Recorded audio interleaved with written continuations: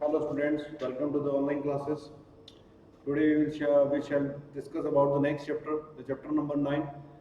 Chapter is the application of trigonometry. Application of trigonometry में क्या given है? Whatever we have seen and we have discussed about the trigonometric concept, in which we have learned something like a trigonometric ratios, that table and trigonometric table about the specific angles and trigonometric identities, okay, which were very important, okay, for the all kind of the question as solving. And similarly that all the concept, that all the formulas, especially trigonometric table and trigonometric ratios, will be application for this trigonometric based question as theoretical language based question, जिसमें किस type के question पूछे गए वो आपको समझ में आ जाएगा। देखें चैप्टर का नाम अपने पास है एप्लीकेशन ऑफ ट्रिग्नोमेट्री। अब एप्लीकेशन ऑफ ट्रिग्नोमेट्री क्या है, उससे पहले हम एट्थ चैप्टर में जो पढ़ा था उसको थोड़ा सा रिवाइंड कर देता हूँ मैं।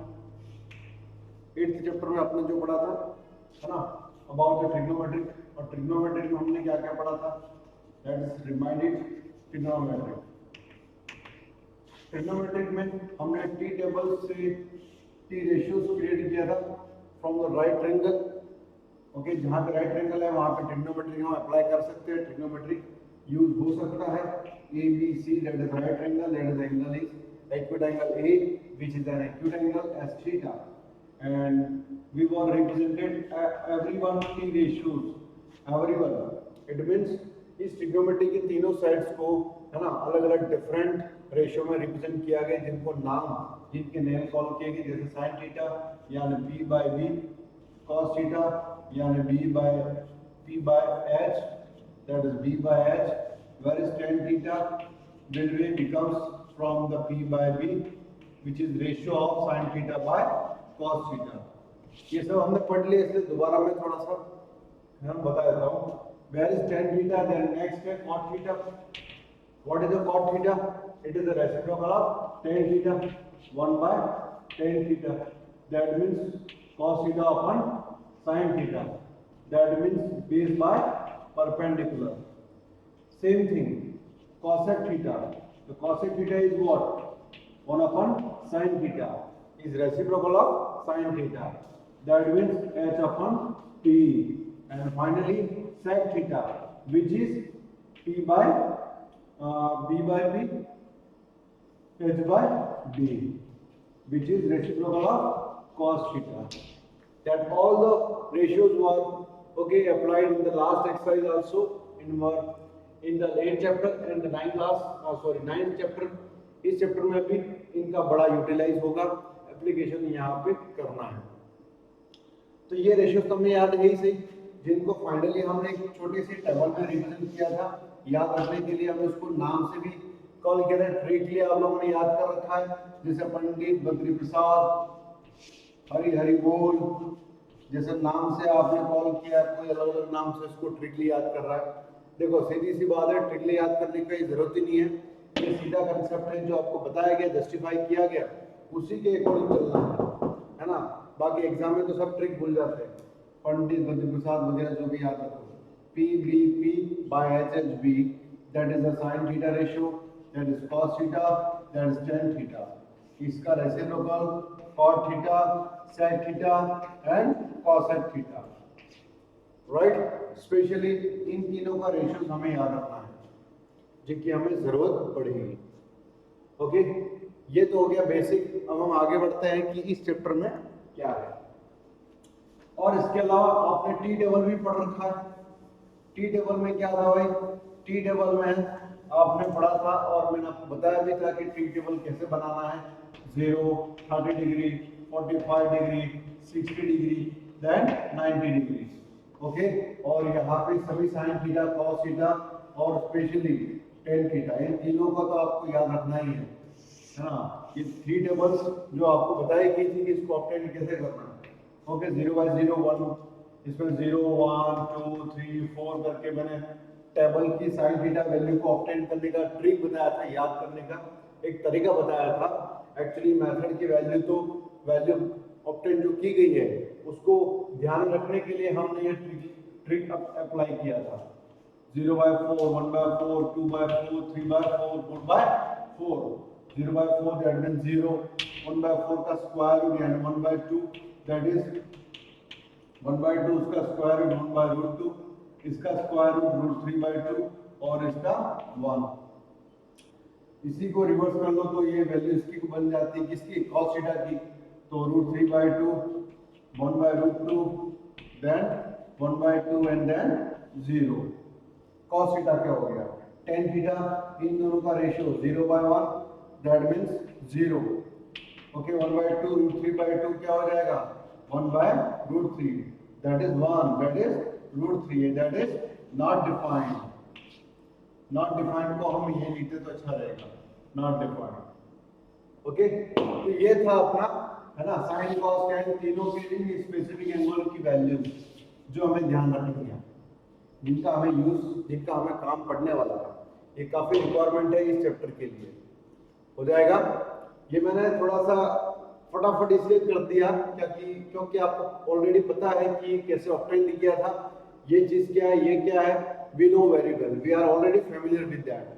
So we have been talking about this only basic concept for reminding you, recalling you, okay, to come at this chapter.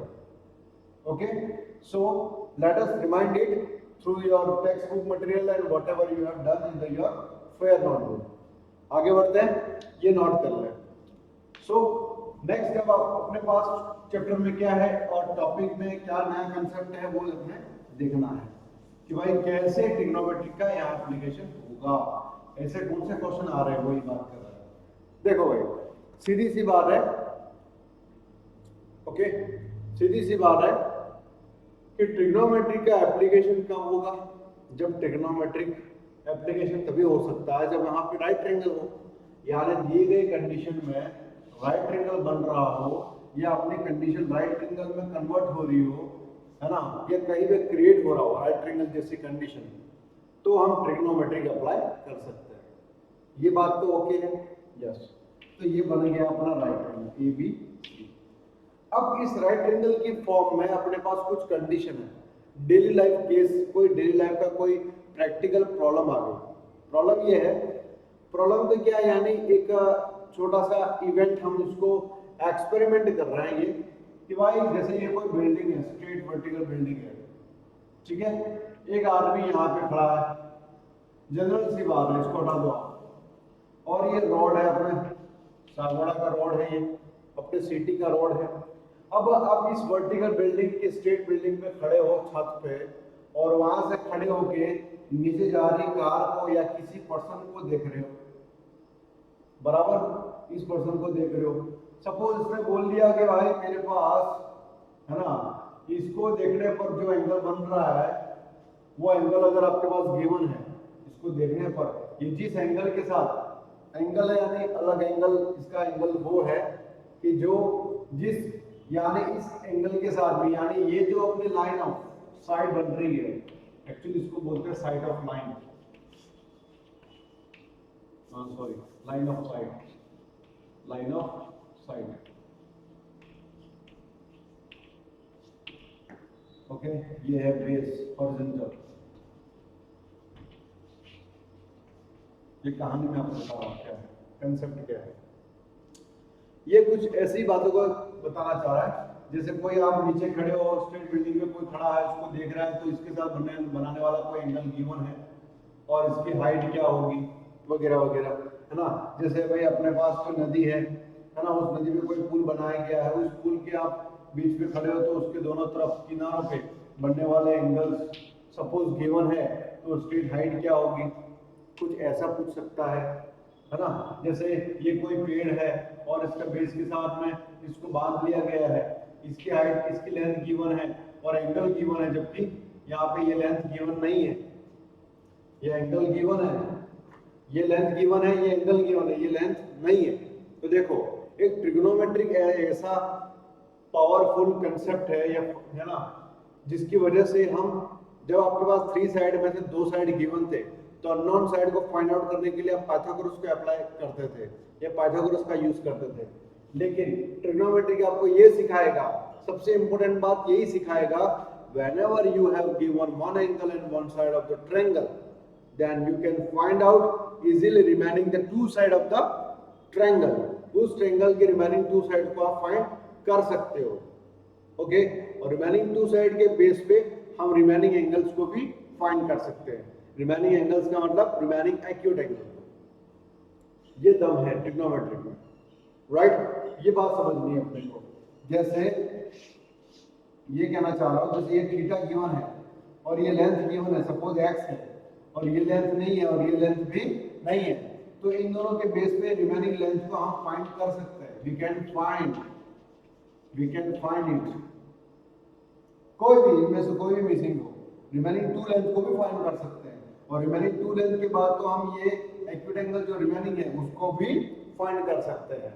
ये ट्रिग्नोमेट्री का एप्लीकेशन ऐसे केसेस के लिए काम आता है, ओके। तो इन केस से रिगार्डिंग एक दो छोटे छोटे हमें डेफिनेशन ध्यान रखनी है कि वो क्या है, देख लेते हैं। वो हमने साइंस में अप्लाई कर रखा है, ओके। अब देखो,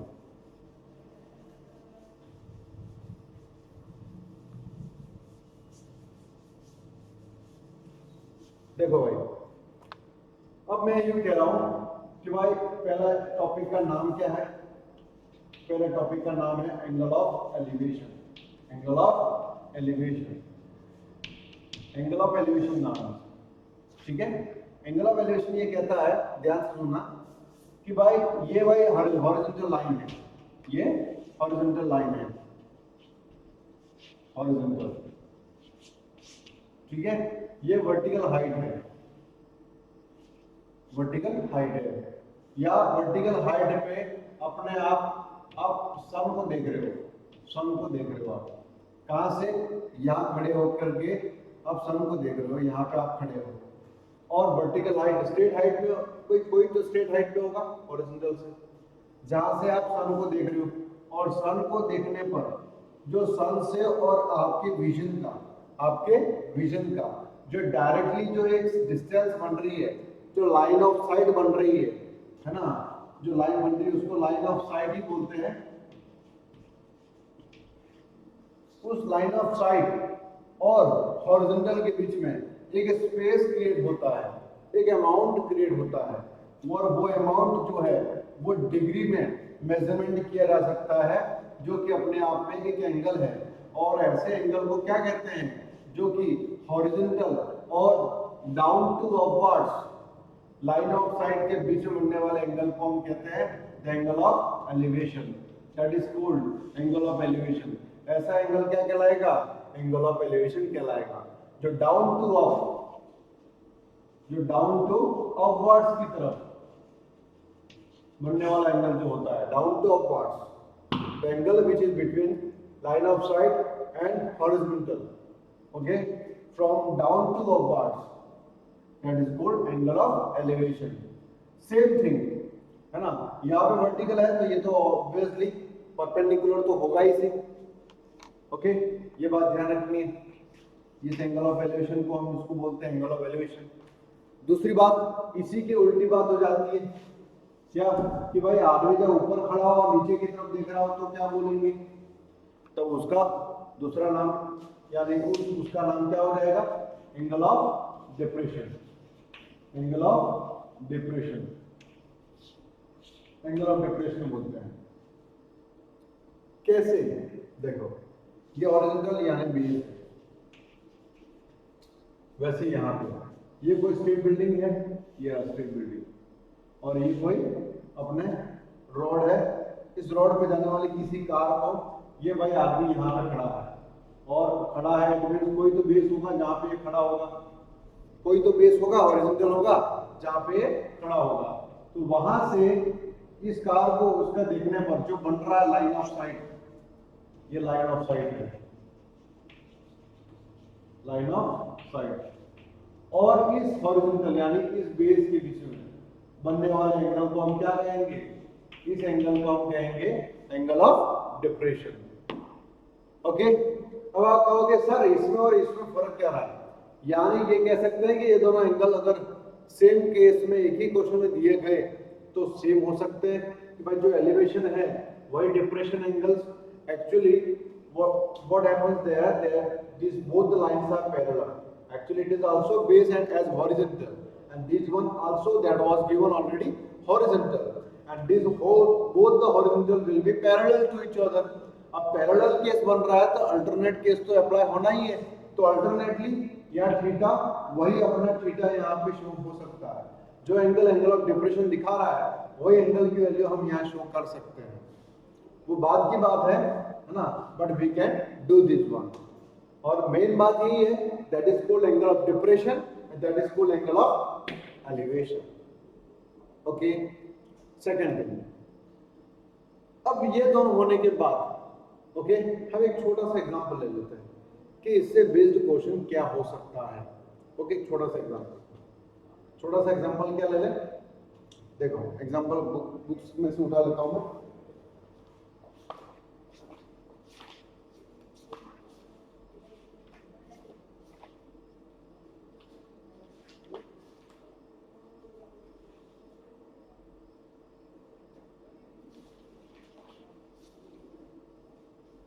देखो एक छोटा सा एग्जांपल ले लेते हैं,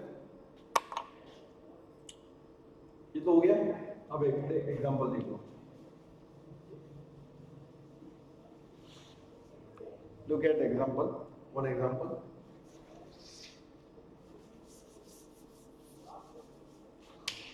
एग्जाम्पल नंबर 1, देखो इस बेस पे आप बाकी सब क्वेश्चन निपटा दोगे। आई एम श्योर दैट कहीं कोई दिक्कत नहीं है, बिल्कुल रेशियो और टी टेबल के बेस पे क्वेश्चन हो रहे हैं आराम से।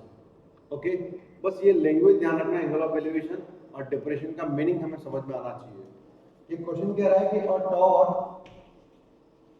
a tower stands वर्टिकली, मैं इसको पढ़ लेता हूँ, डायरेक्ट बना देता हूँ, ज़्यादा टाइम वेस्ट नहीं होगा। और tower stand vertically on the ground. Okay, तो यहाँ पे इसका वर्टिकली खड़ा है और यहाँ पे उसका बेस है, ये हॉरिजॉन्टली बेस है, कोई भी हो सकता है। From a point on the ground which is 50 meter away, ground के किसी पॉइंट से, ये कोई पॉइंट है और यहाँ से इस वर्टिकल टावर की जो डिस्टेंस है कितनी है, 15 मीटर है। ठीक है, from the foot of tower, देखा, the angle of elevation of the top of tower found to be 60 degree। the angle of elevation यानी यहाँ से इस foot of tower से इसकी डिस्टेंस कितनी है, 15 मीटर है। अब यहाँ से इसका एलिवेशन क्या रहा है, एंगल ऑफ एलिवेशन कहाँ से होता है, down to upwards, down to यानी उस पॉइंट से जो कि फुट ऑफ टावर से कुछ डिस्टेंस पे है, और वो जो कि ऊपर की तरफ यानी कहाँ पे, टावर के टॉप पॉइंट पे, इसमें लिखा ना angle of elevation of the top of the tower, तो एंगल ऑफ एलिवेशन यहां से ऊपर की तरफ बनेगा, ये ना टॉप ऑफ द टावर कितना है, थीटा कितना हो गया, 60 डिग्री, ये दिखा है angle of elevation of the top of tower that is 60 degree. So पूछा है इसने find the height of tower. बस ये एग्जांपल कर लिया तो पूरी कहानी आपके हाथ में है। देखो इसको नाम दे दिया ए बी एंड सी, नाम दे दो। अब नाम देने के बाद हम इजीली इसको सॉल्व करना है। सॉल्व क्या करना है, इसकी हाइट निकालनी है। अब हाइट निकालनी तो पूरा सवाल आपके हाथ में है, क्योंकि इसके जैसे और भी क्वेश्चन होंगे वो भी हम कर लेंगे। तो ट्रायंगल ए बी सी हमने ले लिया। इस चैप्टर में सबसे इंपॉर्टेंट बात एक ही है, आपको डायग्राम बनाना आना चाहिए।